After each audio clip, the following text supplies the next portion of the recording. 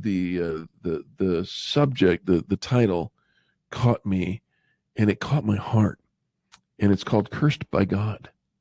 It's a tough one. Stacy, what's going on there? It's a really tough one. No, who wants to be cursed by God? No, nobody wants to be cursed by God. And we're not. That's what's amazing to me. All right, so lay it out for us. We have been offered something that Jesus could not afford. He was not offered this promise.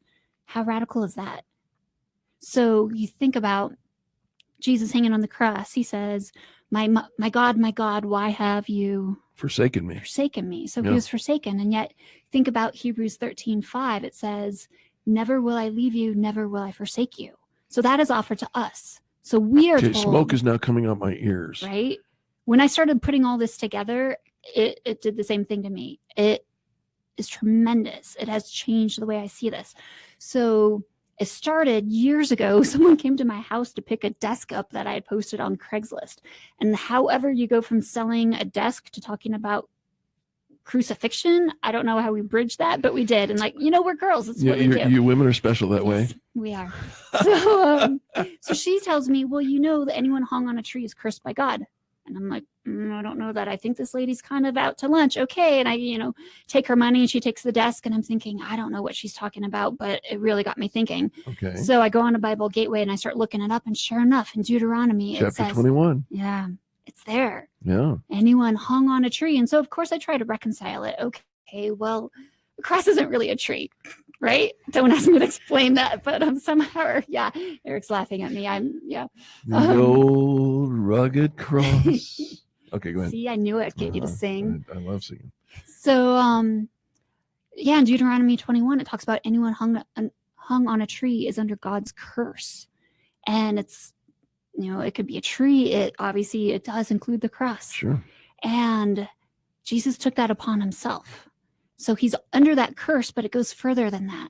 Because as he hung on that cursed tree, on that cross, he had all of our stuff on. All of it. Yep. All of mine. Mine was enough just to be disgusting. And then you add in everybody You hold else's. your age very well.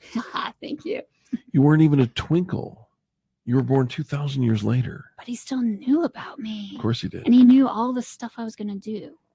And he still took that upon himself. And it became so filthy that in that moment, God had no choice but to turn his head. Right.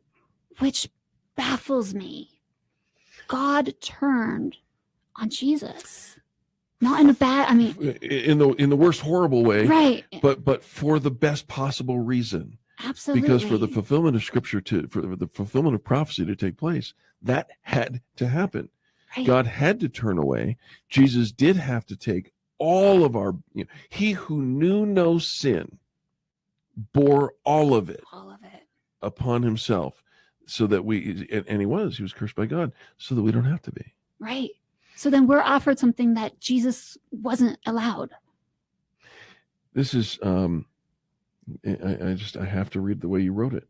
In the pause and reflect section of this chapter, it says, this is too great to skim over, too powerful to reduce to hindsight. In light of Deuteronomy chapter 21:23, that saying, anyone who hung on a tree is cursed, is under God's curse. Do you believe that God's curse fell on Jesus as he hung on the cross? What you're doing there, I believe, is establishing a foundation. Yeah. You're establishing a foundation. So many times in our Christian journey, in our experience, I think it says somewhere in the Bible, somewhere it says something like, resist the devil and he must flee. No, it doesn't. Right. And if you want to get real technical, I want to say James chapter 4, verse 7. Back me up on that, if you will, Stacy. But we get specific with, the authority comes with knowing the very specific nature.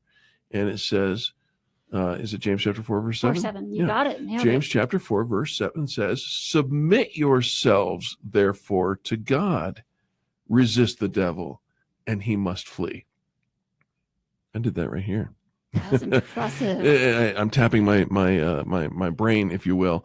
Didn't do it there. I actually did it here. It's buried in my heart because it's the truth, and the truth is powerful for us. And if we think about this, you're establishing that foundation that says, I got to know what I believe before I can walk in the victory that it offers me. Right. Right. You ready to take it to another level of crazy? Yeah. Okay. It's not in this book, but another thing, it's going on from there.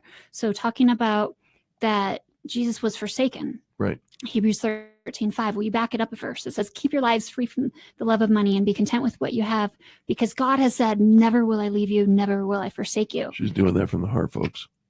So think about that. We just talked about that we are told that we will never be forsaken. Jesus was not allowed that. He was forsaken. He said, Eli, Eli, lama sabachthani, my God, why have you forsaken me? So he was forsaken. We aren't. And then spoken Greek. That's like I don't know much. That's about awesome. it. That's awesome.